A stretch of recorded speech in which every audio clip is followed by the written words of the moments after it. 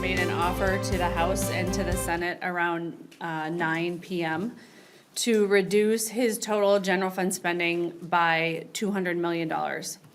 We went to consider the offer, the Senate went to consider the offer, and we came back to the room with an offer to move.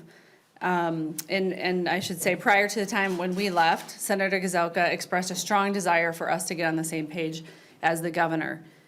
So we took that under advisement, and when we came back, we proposed that we would move significantly. It would be a very significant move for us to align with the governor. For us to join the governor in that offer would be a $664 million move for our caucus.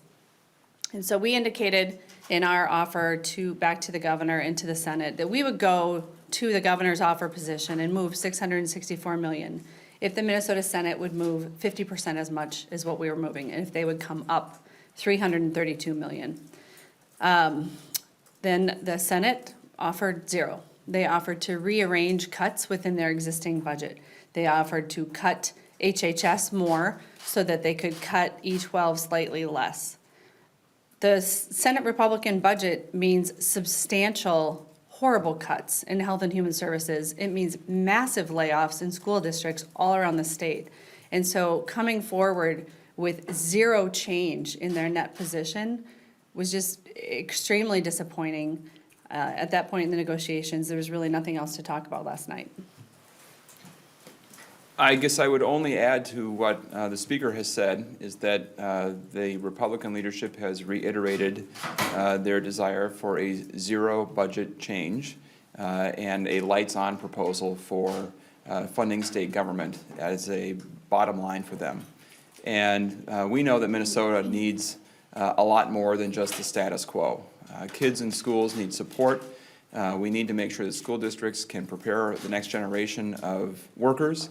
We need a substantial safety net for an aging population and for people who rely on us for medical care, health care. And so cutting off hundreds of thousands of people from health care or laying off teachers, depriving schools of basic resources is a draconian approach. And that is what, at the present time, the Senate is insisting on. So we are not going to negotiate against ourselves. It is up to them to decide whether they can compromise at all. And if they can't compromise at all, it is not clear how we end this session. You know, last thing I'll say is that Minnesotans expect us to compromise, and so it's time for the Minnesota Senate to listen to Minnesotans and get serious about negotiations. Questions? What's the plan today? No plan at this point in terms of negotiations? There are no planned meetings today. I intend to meet with Senator Gazelka this afternoon to talk about how we proceed, not substantive negotiations. I think that we need to understand we've got fishing opener this weekend, but we all need to be on the same page about working this weekend, which we were not on the same page last weekend. We had radically different notions of what was going to happen last weekend. He believed that nobody was going to do any work, and I believed everybody's going to work all day. So at a minimum, we need to talk about how we proceed in terms of workload. We are now 13 days until the end of session, and I understand that we have fishing opener. I understand that we have Mother's Day, but we have a job to do. What does this do to the conference committees and their negotiations? And really, realistically, aren't they kind of sort of spinning their wheels without targets? No, not at all. And that is a little bit of a bright light. If there's any glimmer of hope from the conversations, I would say that, without speaking for anyone else, my sense was that everyone felt we would benefit from further advice and counsel from the commissioners and the chairs. Particularly in HHS, which is very complicated, and we all know we love to bend the cost curve, but there's a difference between savings and cuts. And the people who can identify the difference between savings and cuts are Chair Liebling, Chair Benson, and Commissioner Laurie.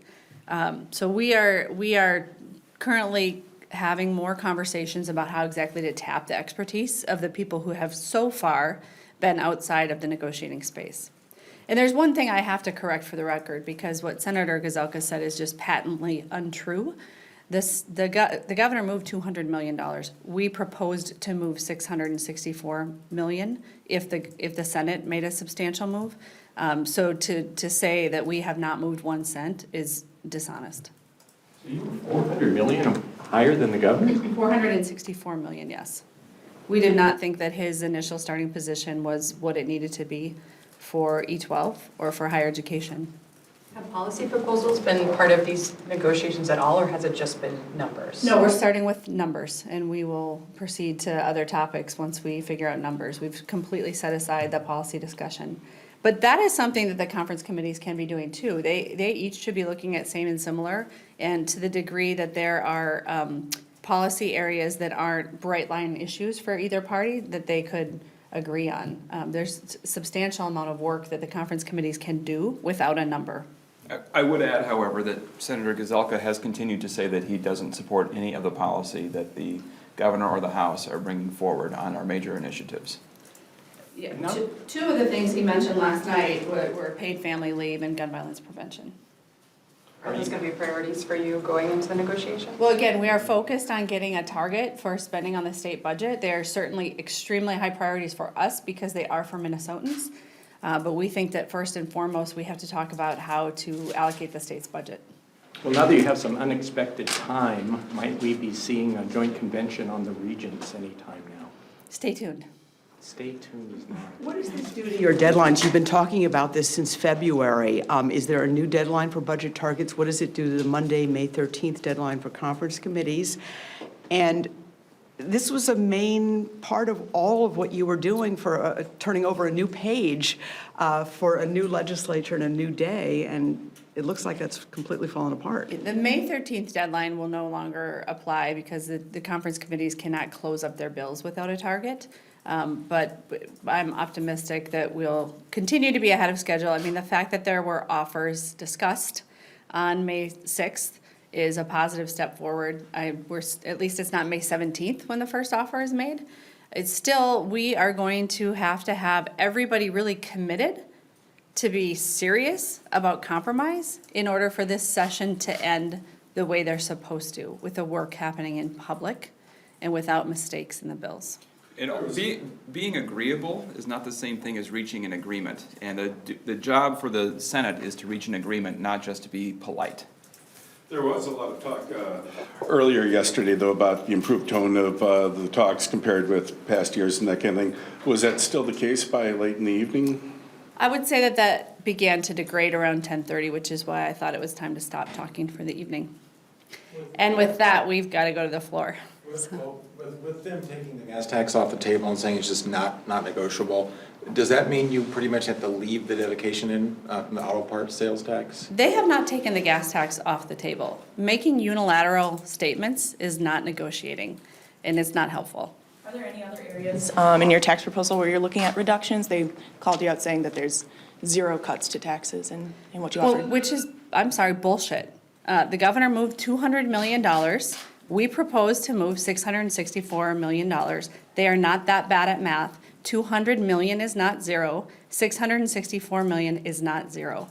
We put a substantial move on the table, and the Senate put nothing on the table in response. Thank you.